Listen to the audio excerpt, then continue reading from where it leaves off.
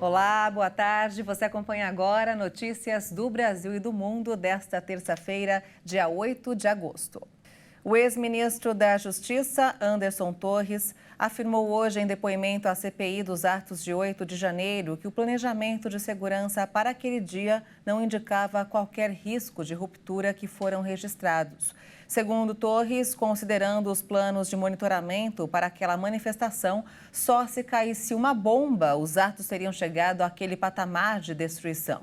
Naquele momento, Anderson Torres era secretário de Segurança Pública do governo do Distrito Federal.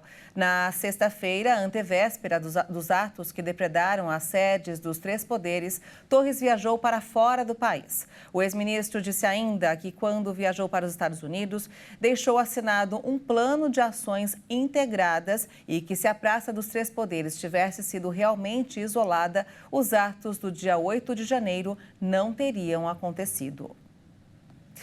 Algumas modalidades de planos de saúde coletivos registraram no acumulado dos 5 últimos anos reajustes que chegam ao dobro dos sofridos pelos planos individuais. Os dados são de uma pesquisa divulgada hoje. A repórter Maria Clara Leite tem mais informações. O estudo divulgado pelo IDEC, o Instituto Brasileiro de Defesa do Consumidor, analisou valores de planos de saúde individuais e coletivos entre os anos de 2017 e 2022. Nesse período, o preço médio da mensalidade dos individuais para a faixa etária de 39 a 44 anos passou de R$ 522 para R$ 707, alta de 35%. Já os coletivos empresariais com 30 vidas ou mais aumentaram quase 59%. Coletivos por adesão com 30 vidas ou mais, 67% de aumento. Coletivos por adesão com até 29 vidas, 74% de alta. E coletivos empresariais com até 29 vidas, mais de 82% de aumento. Segundo o IDEC, esses resultados indicam vantagem na contratação de planos individuais e mostram como os planos coletivos acabam se tornando uma armadilha para grande parte dos consumidores brasileiros, que acredita estar escolhendo a melhor opção com os coletivos. O novo Programa de Aceleração do Crescimento, o PAC, deve ser lançado na sexta-feira. A proposta deve ter investimentos de 240 bilhões de reais até 2026. A nova versão do PAC deve ter 7 eixos centrais de atuação: transportes, água para todos, defesa, inclusão digital e conectividade, transição e segurança energética e infraestruturas urbana e social. A carteira de projetos propostos deve contar com 2.000 obras. No novo Programa de Aceleração do Crescimento do governo federal, estão previstos investimentos de 60 bilhões de reais por ano.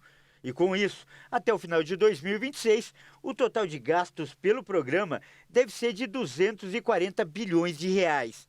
A verba do orçamento da União vai contar com recursos via concessões e parceria público-privada.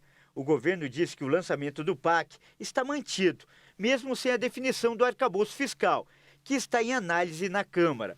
O Planalto depende do novo Guia do Teto de Gastos e da Lei de Diretrizes Orçamentárias de 2024 para liberar o investimento no PAC.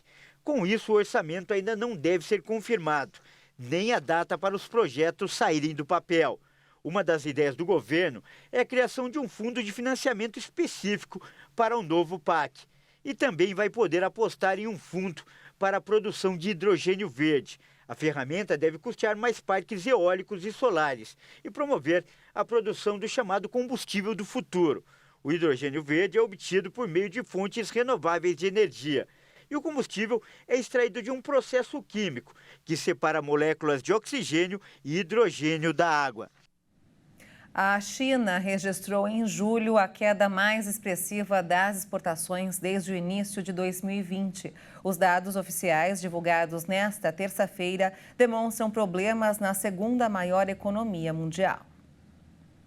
As vendas de produtos chineses para o exterior caíram 14,5% em julho, na comparação com o mesmo mês do ano passado, o que representa o terceiro mês consecutivo de contração. Essa é a queda mais expressiva desde janeiro ou fevereiro de 2020, quando as exportações registraram contração de 17% em um momento de paralisação da economia chinesa no início da pandemia. Sem considerar uma breve recuperação em março e abril, as exportações da China estão em declínio constante desde outubro de 2022. A ameaça de recessão na Europa e nos Estados Unidos, aliada à inflação elevada, afeta a demanda internacional pelos produtos chineses.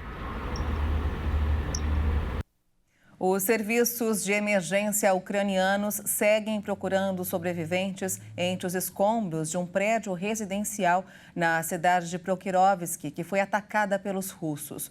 Pelo menos 7 pessoas morreram. O edifício foi atingido por um ataque russo que deixou vários mortos e dezenas de feridos. A localidade, que tinha 60 mil habitantes antes da guerra, fica a 40 quilômetros da frente de batalha no leste da Ucrânia, na região de Donetsk, onde a Rússia afirma que está recuperando espaço. A administração local informou que os 2 mísseis, lançados em um período de 40 minutos, atingiram edifícios residenciais, um hotel, restaurantes, lojas e prédios administrativos. O presidente ucraniano Volodymyr Zelensky denunciou na segunda-feira que o ataque atingiu um prédio residencial de 5 andares. Já a Rússia afirmou ter atacado um centro de comando militar ucraniano em Pokrovsk. Na Coreia do Sul, dezenas de milhares de jovens começaram hoje a deixar o acampamento de um grande encontro mundial de escoteiros celebrado no país por causa da ameaça de um tufão. Isso se soma aos problemas causados por uma onda de calor e uma organização desastrosa.